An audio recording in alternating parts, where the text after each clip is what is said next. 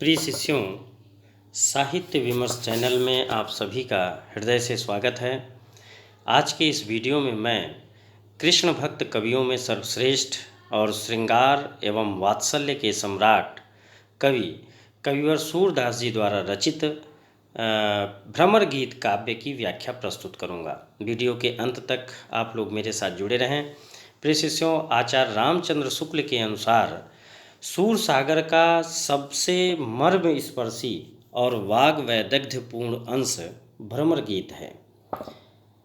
हिंदी काव्य में भ्रमर गीत का मूल स्रोत श्रीमद् भागवत पुराण है, जिसके 10वें स्कंध के 46वें और 47वें अध्याय में भ्रमर गीत प्रसंग है। बेटा, भ्रमर गीत दो शब्दों से मिलकर बना है, भ्रमर और गीत। भ्रमर 6 पैर वाला एक कीट या भौरा जिसको कहते हैं, और गीत का तात्पर्य है गाना।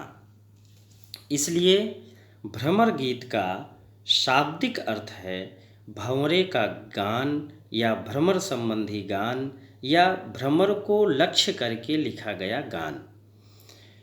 प्यारे बच्चों, जब भगवान श्री कृष्ण ने मथुरा से निर्गुण निराकार ब्रह्म संबंधी ज्ञान उद्धव को दे करके ब्रज क्षेत्र में भेजा था, ताकि वह विरह की वियोग की अग्नि में जलती हुई गोपियों को समझा सकें कि वे श्री कृष्ण के प्रति अपने प्रेम को भुलाकर निर्गुण निराकार ब्रह्म की उपासना और योग साधना में लीन हो जाएं।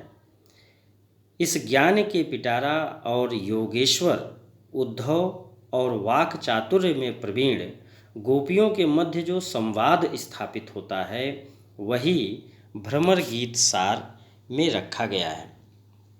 पूरे भ्रमर गीत में सूरदास जी ने ज्ञान और योग पर प्रेम और भक्ति का विजय दिखलाया है। ज्ञान और योग पर प्रेम और भक्ति का विजय। उन्होंने भ्रमर गीत में निर्गुण भक्ति के स्थान पर सगुण भक्ति को प्रतिष्ठित किया है, या हम यूं कह सकते हैं कि मस्तिष्क पर हृदय की विजय का पताका फहराए हैं। इन सभी बातों को समझने के लिए सूरदास जी के एक एक पदों की व्याख्या आप लोग देखें। सूरदास जी का जो भ्रमर गीत है, जो आपके पाठ्यक्रम में रखा गया है, उसका प्रथम पद है ऊधव मोहि ब्रज विसरत नाही, हंस सुता की सुंदर कगरी अरु कुंजन की छाही, वै सुरभि वै बच्छ दोहनी खरिक दुहावन जाही, ग्वाल बाल मिल करत कुलाहल नाचत गह गई बाही, यह मथुरा कंचन की नगरी मन मुक्ता हल जाही, जबहि सुरति आवत वा सुख की जिय उमगत तन नाही। अब इसकी व्याख्या आप लोग देखें। इस पद में जो भ्रमर गीत का मुख्य अंश है, गोपी और उद्धव के बीच जो संवाद स्थापित होता है, जो बातचीत चलती है, उसके बाद से संबंधित यह पद है। यह उस समय का पद है जब गोपियों को ज्ञान और योग का संदेश उद्धव देने जाते हैं, और जा करके वहाँ से लौट करके मथुरा पहुँच करके भगवान श्री कृष्ण को बताते हैं और उन्हें ब्रज के बारे में सारी बातें बताते हैं। तो उनकी बातें सुनकर श्री कृष्ण को भी ब्रज की याद आने लगती है। ब्रज की याद किस प्रकार से आती है, क्या क्या बातें भगवान श्री कृष्ण उद्धव से कहते हैं, इस बात का वर्णन इस पाठ में, इस पद में किया गया है। भगवान श्री कृष्ण उद्धव से कहते हैं कि ऊधव मोहि ब्रज बिसरत नाही, हे उद्धव, मुझे वह ब्रज बिसरता नहीं है। बिसरना का मतलब भूलना, विस्मृत होना। हे उद्धव, मुझे यह ब्रज विस्मृत नहीं हो रहा है, मुझे भूलता नहीं है। क्या क्या नहीं भूलता है, इस बात को आगे वो कहते हैं कि हंस सुता की सुंदर कगरी अरु कुंजन की छाही, वै सुरभि वै बच्छ दोहनी खरिक दुहावन जाही। वह हंस सुता की सुंदर कगरी, हंस सुता यमुना को कहा जाता है, यमुना का पर्यायवाची है हंस सुता। हंस सुता की सुंदर कगरी, क्या क्या नहीं भूलता है? यमुना की सुंदर कगरी, किनारा, कगरी का मतलब किनारा। हे उद्धव, मुझे वह यमुना का सुंदर कछार, सुंदर किनारा नहीं भूलता है। और उस किनारे पर कुंजन की छाही, लता और झाड़ियों से युक्त वो जो छाह था, जिस छाह में हम लोग खेला करते थे, हम सभी ग्वाल बाल मिल करके खेला करते थे, उन कुंजों की छाही में छाही और वह यमुना जी का किनारा, ये मुझे भूलता नहीं है। वे सुरभि वह बक्ष दोने, सुरभि गाय को कहते हैं और बक्ष उनके बछड़े को। वह सुरभि वह बच्छ और दोहनी, दोहनी होता है दोहने की मटकी जिसमें दूध दूहा जाता है, उसे दोहनी कहते हैं। तो सुरभि का मतलब गाय, बच्छ का मतलब बछड़े, दोहनी का मतलब वो जिसमें दूध दूहा जाता है, वह मटका। तो कृष्ण जी कहते हैं कि मुझे क्या क्या नहीं भूलता है? वह सुरभि वो गायें, वे बछड़े, और वे जिसमें दूध हम लोग दुहा करते थे वह मटका, और खरिक दुहावन जाई। खरिक होता है जहाँ गायें बांधी जाती हैं, वह बाड़ा या गौशाला। खरिक दुहावन जाए, गायों को दुहने के लिए हम लोग गौशाला जाया करते थे, वह गौशाला जाना और वह दोहनी और वह बछड़े और वह गायें, ये हे उद्धव वे मुझे भूलती नहीं हैं। ग्वाल बाल मिल करत कुलाहल, नाचत गही गही बाहीं। सभी ग्वाल बाल मिल करके करत कुलाहल, कुलाहल कर करके खूब शोर मचा करके हम लोग वहाँ पर खेला करते थे। और नाचत गही गही बाहीं, और हम लोग वहीं जमुना जी के किनारे कुंजों की छाही में गही गई बाहीं, बाहीं गह गह के बाहों कंधे पर हाथ रख करके हम लोग खेला करते थे, वो मुझे भूलता नहीं है। यह मथुरा कंचन की नगरी, मणि मुक्ताहल जाहीं। हे उद्धव, यह मथुरा जो है ये तो कंचन की नगरी है, ये सोने की नगरी है, यहाँ किसी प्रकार की कमी नहीं है, सारी चीज़ें सर्वसुलभ हैं।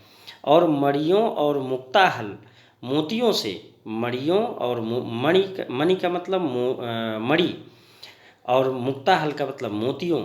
यह जो मथुरा है ये कंचन की नगरी है, मणियों और मोतियों से युक्त है।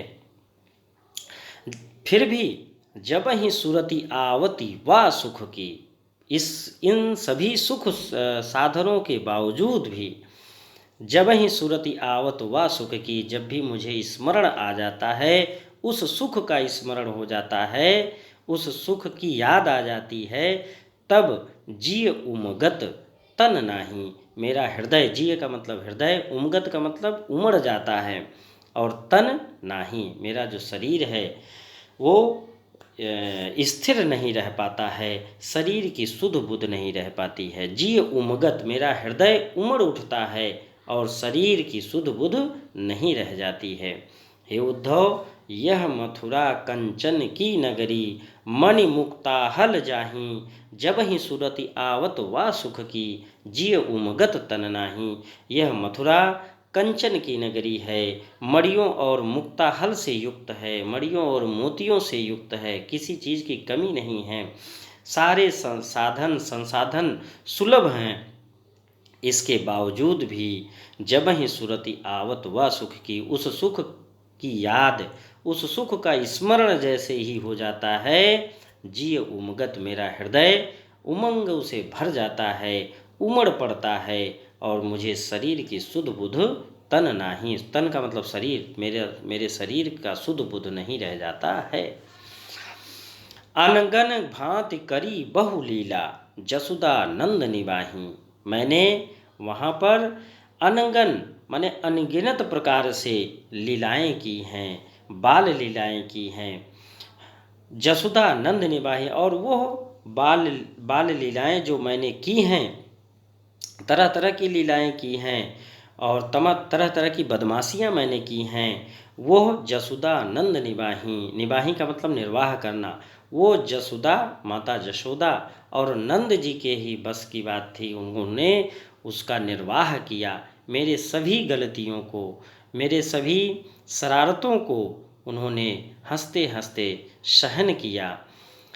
सूरदास प्रभु रहे मौन हुए, यह कह कही पछताए। यह कहते कहते पछताते हुए ब्रज के उस सुख को और हंस सुता की सुंदर कगरी को और कुंजों की छाही को और वो गायें और बच्छ दोहनी खरीक दुहावन जाही और वो ग्वाल बाल और वो खेलना और सबके साथ गाना और बंसी बजाना, यह सारी बातें याद करते हुए भगवान श्री कृष्ण मौन हो जाते हैं। सूरदास प्रभु रहे मौन हुए, वो मौन हो जाते हैं और यह बातें करते हुए पछताने लगते हैं, पछतावा में व्यक्त करने लगते हैं।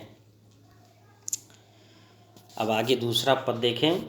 बिन गोपाल बैरन्य भई कुंजय, तब वह लता लगति अति शीतल। अब भई विषम ज्वाल की पुंजय, वृथा बहति जमुना खग बोलत। वृथा कमल फूलन अल गुंजय, पवन पान घनसार सजीवन। दधिसुत किरण भानु भई भुंजय, यह उधव कहियो माधव से। मदन मार कीन्ही हम लुंजय, सूरदास प्रभु तुम्हारे दरस को मग जोवत अखियाँ भई छुंजय। बिन गोपाल बैरनि भई कुंजय। अब इस पद की व्याख्या देखें। इस पद में अब गोपियाँ और जो उद्धव हैं उनके बीच क्या संवाद स्थापित होता है, अब यहाँ से दूसरे पद से शुरू होता है। गोपियाँ उद्धव से क्या क्या कह रही हैं, इस बात का वर्णन इस पद में किया गया है। विन गोपाल बैरिन भई कुंजय, तब वह लता लगति अति शीतल। इसमें गोपियाँ ये कहना चाह रही हैं कि संयोगावस्था में, संयोग की अवस्था में जो वस्तुएं सुखदायी हुआ करती हैं वो वियोगावस्था में दुखदायी हो जाती हैं। इस दुख को व्यक्त करते हुए गोपियाँ उद्धव को बता रही हैं कि कृष्ण के वियोग में यह प्रकृति भी जो भी सुखदायी चीज़ें थी वो दुखदायी साबित हो रही हैं, क्योंकि कृष्ण इस समय ब्रज में नहीं हैं और वो मथुरा चले गए हैं। तो इस वियोग की स्थिति में प्रकृति के सारे उपादान, प्रकृति के सारी चीज़ें जो पहले संयोग की अवस्था में जब कृष्ण थे तो वो जो अच्छी लग रही थीं, सुखदायी प्रतीत हो रही थीं, वे सभी अब इस समय दुखदायी हो रही हैं। इसी बात को गोपियाँ उद्धव से कहती हैं कि बिन गोपाल बैरिन भई कुंजय। हे उद्धव, गोपाल के बिना, कृष्ण के बिना, बिन गोपाल बैरिन, बैरिन का मतलब शत्रु, भई कुंजय, कुंजय का मतलब यहाँ गली है या गलियाँ। इसके पहले के जो पद में कुंजन ही था तो वहाँ लता और झाड़ियों से युक्त जो छाह था उसके विषय में था प्रथम पद में कि अरु कुंजन की छाही, यानी लता और झाड़ियों से युक्त छाही। यहाँ पर इस दूसरे पद में जो कुंजय है, कुंजय का मतलब गलियाँ, तो बिन गोपाल बैरिन भई कुंजय। हे उद्धव, बिना गोपाल के, बिना कृष्ण के ये जो गलियाँ हैं ये बैरी के समान हो गई हैं, दुश्मन के समान हो गई हैं, शत्रु के समान हो गई हैं। बिन गोपाल बैरिन, बैरी का मतलब होता है शत्रु। बिन गोपाल बैरिन भई कुंजय, बिना गोपाल के ये जो गलियां हैं ये शत्रु हो गई हैं, दुश्मन की तरह प्रतीत हो रही हैं। अब आगे अपनी बात स्पष्ट करते हुए गोपियां उद्धव से कहती हैं कि तब वे लता लगत तन शीतल, वे लताएं जिन लताओं के बीच हम सब और कृष्ण खेला करते थे, वह लताएं तब कृष्ण के रहने पर शीतल प्रतीत हो रही थीं, शीतल लग रही थी। तन शीतल, तन को, शरीर को शीतलता प्रदान करने वाली थीं। लेकिन अब भई विषम ज्वाल की पुंजें, अब तो विषम ज्वाल की पुंज के समान हो गई हैं। ज्वाल का मतलब अग्नि और पुंज का मतलब समूह। अब यह जो लताएं हैं जो शीतलता प्रदान करती थीं उस समय कृष्ण के संयोग की अवस्था में, वही लताएं अब विषम ज्वाल की पुंज के समान हो गई हैं, यानी विषम अग्नि के समूह के समान हो गई हैं। यानी हम लोगों को यह लताएं, जो हैं ये अब जला रही हैं और यही लताएं कृष्ण के साथ रहने पर शरीर को शीतलता प्रदान कर रही थीं। तब वे लता लगति तन शीतल, तब वे लताएं शीतल प्रतीत हो रही थीं या शीतलता प्रदान कर रही थीं। और अब भई विषम ज्वाल की पुंजे, अब विषम अग्नि के समूह के समान हम लोगों को यह लताएं जला रही हैं। वृथा बहति जमुना, यह जो जमुना है अब ऐसा लगता है कि ये वृथा ही, वृथा का मतलब व्यर्थ ही, बेकार ही, यह जमुना का बहना भी बेकार है, व्यर्थ है। खग बोलत, इन पक्षियों का बोलना भी बेकार है, व्यर्थ है। वृथा कमल फूलन, और इन कमल का फूलना भी व्यर्थ ही है। अली गुंजय, अली का मतलब भौरा, गुंजा का मतलब गुंजार करना, और भौरों का गुंजार करना भी व्यर्थ ही है। यानी वृथा बहति जमुना, जमुना जी का बहना वृथा है, बेकार है, व्यर्थ है। कृष्ण के वियोग की अवस्था में, कृष्ण के विरह में, कृष्ण से बिछुड़ने के बाद यह यमुना वृथा ही बह रही हैं, पक्षी वृथा ही बोल रहे हैं, और कमल वृथा या व्यर्थ ही फूल रहे हैं, और भौरों का गुंजार भी व्यर्थ ही प्रतीत हो रहा है। पवन पान घनसार सजीवन दधिसुत किरण भानु भई भुंजय, ये जो कृष्ण से वियोग की अवस्था में पवन यानी वायु, पान मतलब जल, घनसार का मतलब कपूर, सजीवन का मतलब संजीवनी बूटी, और दधिसुत, दधिसुत का मतलब चंद्रमा, चंद्रमा का पर्यायवाची दधिसुत है, दधिसुत भी कहा जाता है चंद्रमा को, तो दधिसुत का मतलब चंद्रमा। ये सभी चीज़ें, पवन यानी वायु, पान जल, घनसार यानी कपूर, सजीवन माने संजीवनी बूटी, दधिसुत का मतलब चंद्रमा, ये सभी चीज़ें जो शीतलता प्रदान करने वाली हैं, किरण भय, इनकी किरणें अब भानु के समान होकर के, भानु का मतलब सूर्य के समान, सूरज के समान हो करके भई भुंजे, हम लोगों को भूंज रही हैं, इसका मतलब कि हम लोगों को जला रही हैं। पवन पान घनसार सजीवन दधिसुत किरण भानु भई भुंजे, पवन पान जल कपूर संजीवनी बूटी और चंद्रमा की किरणें, यह सब कृष्ण के वियोग की अवस्था में सूरज के समान तेज अग्नि होकर के हम लोगों को जला रही हैं। यह उद्धव कहियो माधव से, हे उद्धव माधव से जाकर के कहना कि हे यह उद्धव कहियो माधव से जा कर के कहना कि मदन मार लीन्ही हम लुंजय, तुम्हारे वियोग की अवस्था में, मदन का मतलब कामदेव, कामदेव ने हम लोगों को मार मार करके लुंजय, क्या कर दिया है, लुंजय, लुंजय का मतलब लुंज पुंज कर दिया है, या अशक्त कर दिया है, छीण कर दिया है, कमज़ोर कर दिया है। हे उद्धव माधव से जाकर के कहना कि कामदेव ने, तुम्हारे वियोग की अवस्था में कामदेव ने हम लोगों को मार मार करके लुंजय कर दिया है, अर्थात लुंज पुंज कर दिया है, अर्थात अशक्त कर दिया है, कमज़ोर कर दिया है।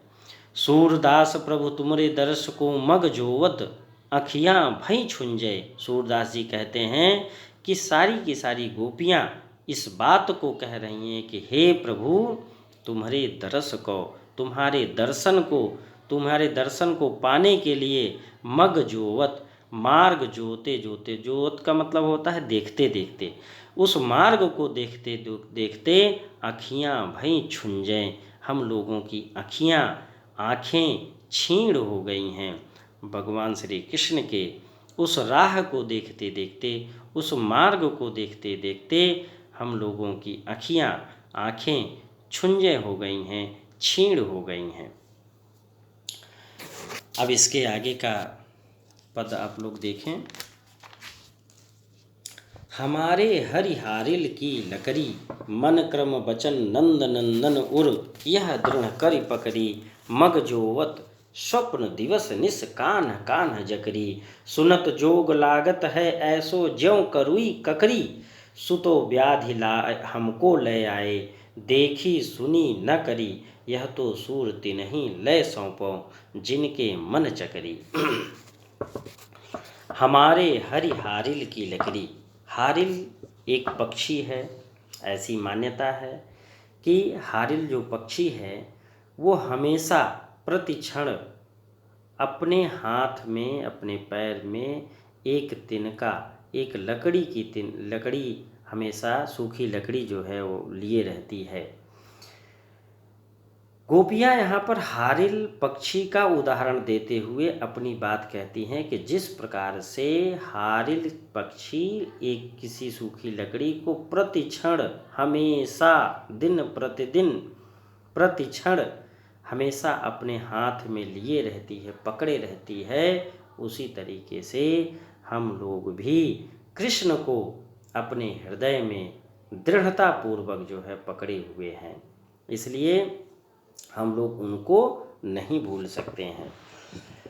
अब इस पद का अर्थ देखें कि गोपियाँ श्री कृष्ण के प्रति अनन्य प्रेम और अनुराग को व्यक्त करती हुई उद्धव को निर्गुण निराकार ब्रह्म की सारहीनता बताती हैं कि ये सारहीन है, इसका कोई अर्थ नहीं है, और विभिन्न तर्क देती हैं। और तर्क क्या क्या है इस पद में दिया गया है। गोपियाँ उद्धव से कहती हैं कि हमारे हरि, जो हमारे हरि हैं वो क्या हैं, हारिल की लकड़ी, हारिल पक्षी के लकड़ी के समान हैं। जैसे हारिल पक्षी अपनी लकड़ी को नहीं छोड़ता है, वैसे हमारे हरि, हमारे ईश्वर, हमारे जो परमेश्वर हैं वो लकड़ी के समान हैं। हम लोग भी उनको कभी छोड़ते नहीं हैं। आगे अपनी बात कहती हैं गोपियाँ कि मन क्रम बचन नंद नंदन उर यह दृढ़ कर पकड़ी। हम लोग मन से, वचन से और कर्म से, मन क्रम वचन, मन कर्म और वचन, यानी मन से, वचन से और कर्म से नंद नंदन उर, नंद के नंदन, नंद के पुत्र, नंद जी के पुत्र अर्थात कृष्ण को उर हृदय में यह दृढ़ कर पकड़ी, अपने हृदय में दृढ़तापूर्वक पकड़े हुए हैं। इसलिए हम लोग उनको छोड़ नहीं सकते हैं। हमारे हरि हार, अब फिर से अर्थ देखें कि हमारे हरि हारिल की लकड़ी, मन क्रम वचन नंद नंदन उर यह दृढ़ कर पकड़ी। हमारे हरि हारिल के लकड़ी के समान हैं। हम लोग मन से, वचन से और कर्म से, तीनों से नंद के नंदन अर्थात नंद के पुत्र कृष्ण को, उर का मतलब हृदय, अपने हृदय में दृढ़ करी पकड़ी, दृढ़तापूर्वक हम लोग पकड़े हुए हैं। जो जागत सोवत स्वप्न दिवस निस कान्ह कान्ह जकरी, चाहे जग रहे हों चाहे सो रहे हों, जागत सोवत स्वप्न दिवस निस, जागते सोते स्वप्न में, दिन में, रात में, दिवस का मतलब दिन, निस का मतलब रात्रि, जागते सोते स्वप्न में, दिवस में, दिन में, रात में, कान्ह कान्ह जकरी, हम लोग कान्ह कान्ह की रट लगाए रहते हैं, रटते रहते हैं, उनको बुलाते रहते हैं। जकरी का मतलब रटते रहना। कान्ह कान्ह जकरी, हम लोग कान्ह कान्ह का रट लगाए रहते हैं, कान्हा कान्हा को हमेशा पुकारते रहते हैं। सुनत जोग लागत है ऐसो ज्यों करुई ककरी, हे उद्धव तुम्हारे इस निर्गुण निराकार ब्रह्म की उपासना की बात और योग साधना की बात, सुनत जोग, जोग का मतलब योग, तुम्हारे इस योग साधना की बात सुन करके लागत है ऐसो, ऐसा लगता है ज्यों करुई ककड़ी, जैसे करुई यानी कड़वी ककड़ी होती है जो खाया जाता है, ककड़ी, जैसे कड़वी ककड़ी मिल जाए और वो मुंह का स्वाद खराब कर देती है, उसी प्रकार से हे उद्धव तुम्हारी यह योग से संबंधित जो बातें हैं ये सुन करके हम लोगों का मन बहुत ही व्यथित हो रहा है। सुतो व्याधि हमको लय आए, व्याधि का मतलब होता है रोग। हे उद्धव तुम तो ये हम लोगों के लिए एक रोग लेकर के आए हो। व्याधि का मतलब रोग, बीमारी। सुतो व्याधि हमको लय आए। हे उद्धव, तुमने हम लोगों के लिए एक ये तो रोग, योग साधना और निर्गुण निराकार ब्रह्म की उपासना का रोग लेकर के आए हो, और ऐसा रोग जो देखी सुनी न करी, न कभी हम लोगों ने इसको देखा है, न कभी सुना है, न कभी इसके विषय में हम लोग कुछ किए हैं। इसलिए हे उद्धव, इस निर्गुण निराकार ब्रह्म की उपासना और योग साधना का यह संदेश, यह ज्ञान हम लोग जो है न कभी देखे हैं, न कभी सुने हैं, न कभी किए हैं। इसलिए हम लोगों के लिए यह आपका ज्ञान व्याधि के समान है, एक रोग के समान है, एक बीमारी के समान है। आगे तर्क देती हैं गोपियाँ कि यह तो सूर तिन्हीं लय सौंपो। हे उद्धव, सूरदास जी कहते हैं कि गोपियाँ कह रही हैं कि हे उद्धव, तिन्हीं लय सौंपो, उन्हीं को यह दे दो, उन्हीं को यह सौंप दो, जिनके मन चकरी, जिनका मन चकरी के समान है। चकरी वो होता है जो चक्कर लगाता रहता है हमेशा, जिनका मन भ्रमित रहता है, जिनका मन चक्कर लगाता रहता है, चक्र के समान चलायमान रहता है, एक जगह स्थिर नहीं रहता है। हे उद्धव, ऐसे व्यक्तियों को, ऐसे लोगों को ले जा करके अपना यह ज्ञान, योग साधना और निर्गुण निराकार ब्रह्म की उपासना का ज्ञान, उन्हीं को ले जा करके सौंप दो, क्योंकि हम लोगों का मन तो पूरी तरह से स्थिर है, टिका हुआ है, श्री कृष्ण का स्मरण करता रहता है, और हम लोगों का मन हमेशा श्री कृष्ण के हृदय में जो है बसता है, उन्हीं में लगा रहता है। हम लोगों का मन पूरी तरह से स्थिर है, कृष्ण में रमा हुआ है। इसलिए हे उद्धव, यह जो ज्ञान है ये किसी और को ले जा कर के दे दें, जिसका मन एक जगह स्थिर न रहता हो। अब चौथा जो पद है, ऊधो जोग जोग हम नाही, अबला सार ज्ञान कह जाने, कैसे ध्यान धराही, तै मूदन नयन कहत हो, हरि मूरत जिन माही। ऐसी कथा कपट की मधुकर हमते सुनी न जाही, श्रवण चीर सिर जटा बदामो, यह दुख कौन समाही। अब इस पद का अर्थ देखें कि ऊधव जोग जोग हम नाही। अब यहाँ पर जोग जोग दो शब्द आया हुआ है, एक शब्द दो बार आया है। पहले जोग का अर्थ है योग, और दूसरे जोग का अर्थ है योग्य।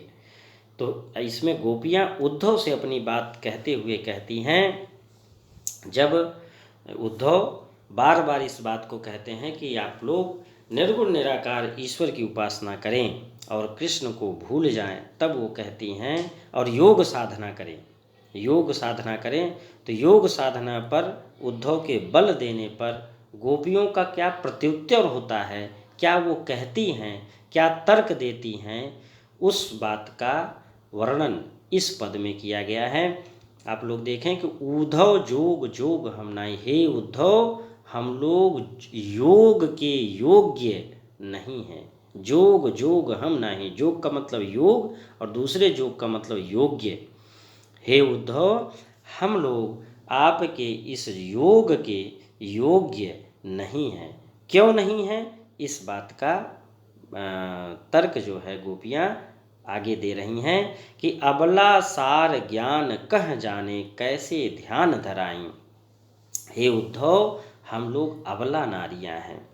यह सार ज्ञान कह जाने, ये निर्गुण निराकार ईश्वर की उपासना का जो सार ज्ञान है, जो तत्व है, जो ज्ञान है, और योग साधना का जो ज्ञान है, गूढ़ ज्ञान है, ये हम लोग कैसे जान पाएंगे, कैसे ध्यान धराएं। हम लोग जिस तरीके से योगी लोग ध्यान धरते हैं, उस तरीके से हम लोग ध्यान नहीं धर पाएंगे, नहीं रख पाएंगे। इसलिए हे उद्धव, यह योग हम लोगों के योग्य नहीं है।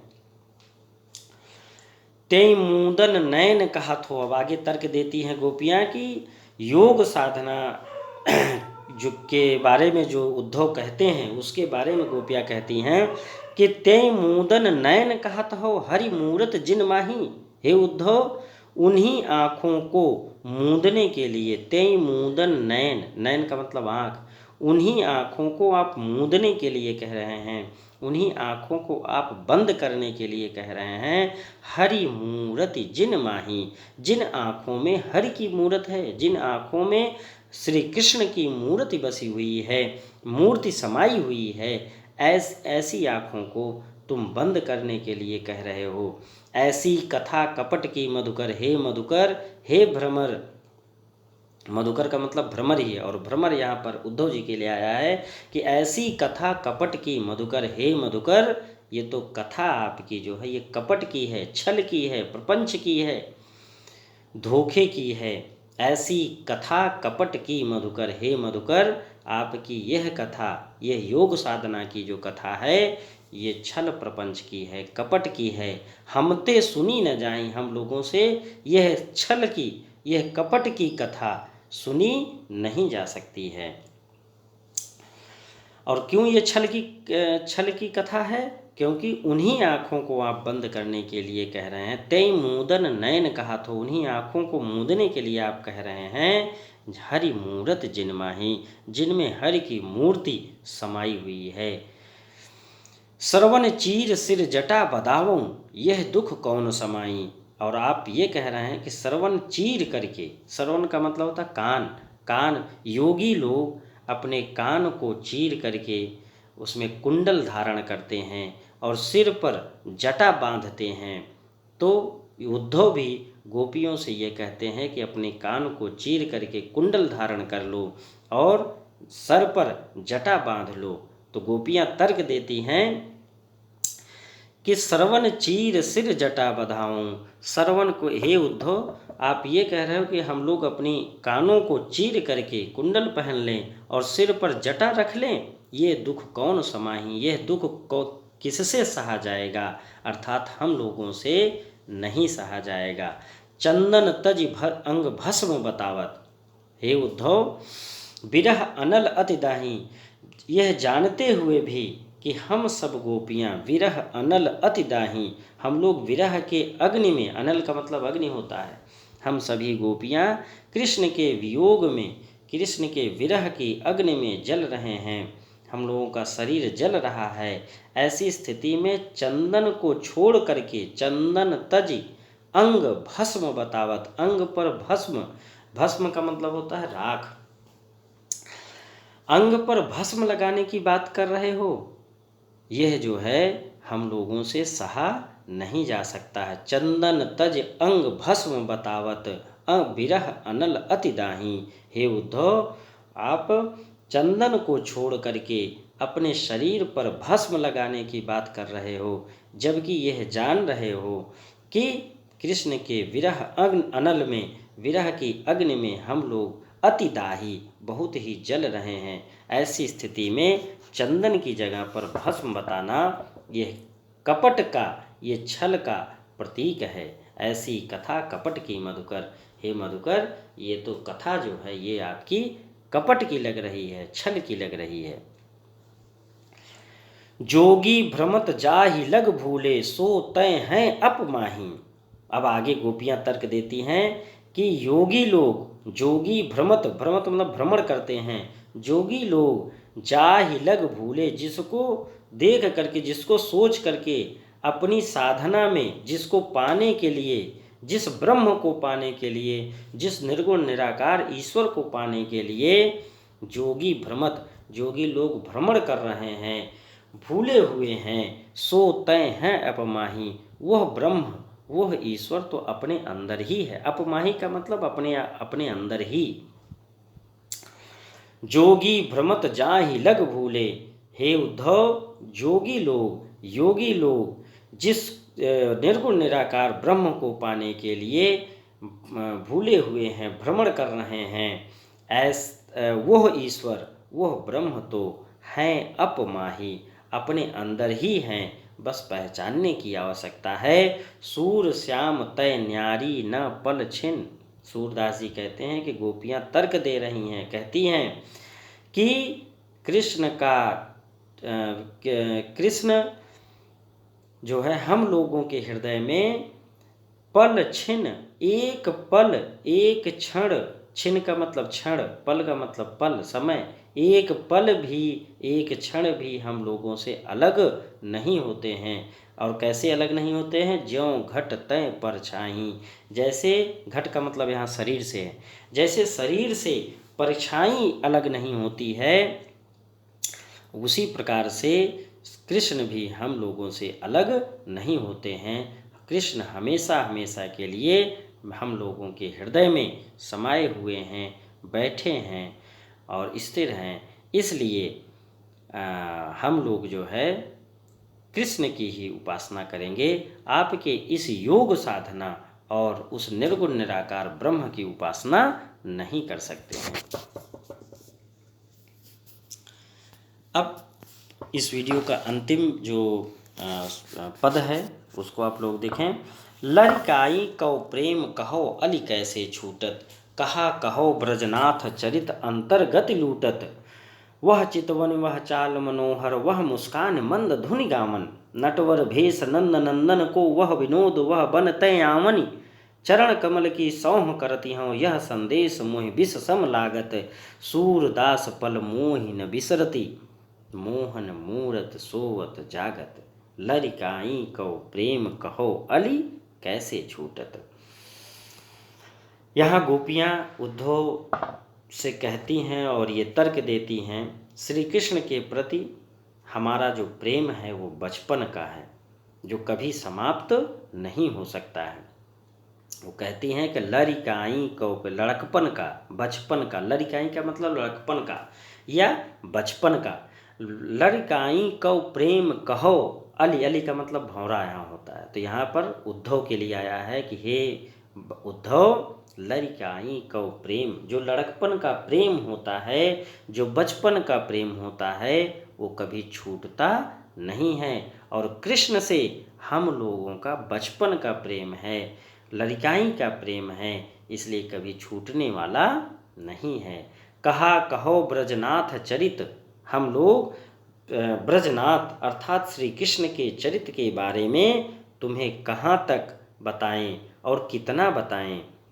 उनके साथ व्यतीत किया गया एक एक पल हमारी अंतरात्मा के लिए, अंतर्गत लूटत, हमारी आत्मा के लिए परमानंद की प्राप्ति जैसा है। जैसे हम लोग परमानंद को प्राप्त कर रहे हों, उनके साहचर्य का, उनके साथ का हम लोग इस तरीके से ऐसे लगता था कि जैसे परमानंद की प्राप्ति हो गई है।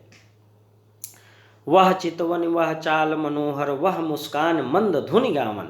अब गोपियाँ आगे कहती हैं, वो सारी बातें याद करते हुए कहती हैं कि वह चितवनी, वह उनकी तिरछी भौहें, वह चाल मनोहर, वह मन को मुग्ध करने वाली चाल, और वह मुस्कान, वह मुस्कान का मतलब उनकी वह मुस्कान, और मंद धुनि गावनी, और बांसुरी की वह मधुर मंद ध्वनि, संगीत मधुर मंद गावनी, मंद धुनि गावन, यानी मधुर जो संगीत था, जो मधुर ध्वनि थी वह, और क्या, नटवर भेष, नटवर भेष नंद नंदन को वह, और उनका नटवर भेष यानी जो तरह तरह के लीलाकारी जो वेश था उनका, तरह तरह की लीलाएं करते थे, तरह तरह की खेल करते थे, हंसी मजाक करते थे, वह नटवर भेष। और नंद नंदन को, वह नंद के नंदन अर्थात कृष्ण का वह नटवर भेष, और वह विनोद, उनका हंसी मजाक करना, और करते हुए बन तय आवन, उस बन से आना, यानी बन से आते हुए उनका हंसी विनोद करना, तरह तरह के लीलाकारी वेश धारण करना, और बांसुरी की वह मधुर मंद ध्वनि, और वह मुस्कान, और मन को मुग्ध कर देने वाली वह चाल, चाल मनोहर, और वह उनकी चितवनी अर्थात तिरछी दृष्टि या तिरछी भौहें, यह सब कैसे छूटत, ये सब कैसे छूटेगा, अर्थात कभी छूटने वाला नहीं है।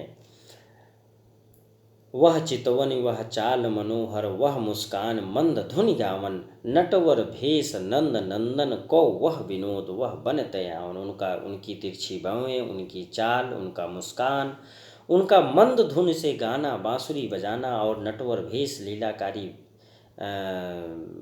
वेश धारण करना और वह विनोद करते हुए वन से आना, यह भूलने वाला नहीं है।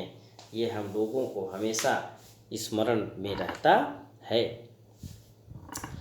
चरण कमल की सौंह करत हूँ यह संदेश मोहि विष सम लागत। अब गोपियाँ आगे अपनी बात करते हुए कहती हैं कि चरण कमल की सौंह करती हो, भगवान श्री कृष्ण के चरण कमल की सौगंध खाते हुए, सौंह का मतलब सौगंध, चरण कमल की सौंह करत हो, चरण कमलों के का सौगंध खाते हुए हम लोग कह रहे हैं कि हे उद्धव, यह संदेश, यह जो आपका ज्ञान और योग का संदेश है, निर्गुण निराकार ब्रह्म के उपासना का संदेश है और योग का संदेश है, मोहि हम सबको विष सम लागत, विष के समान लग रहा है।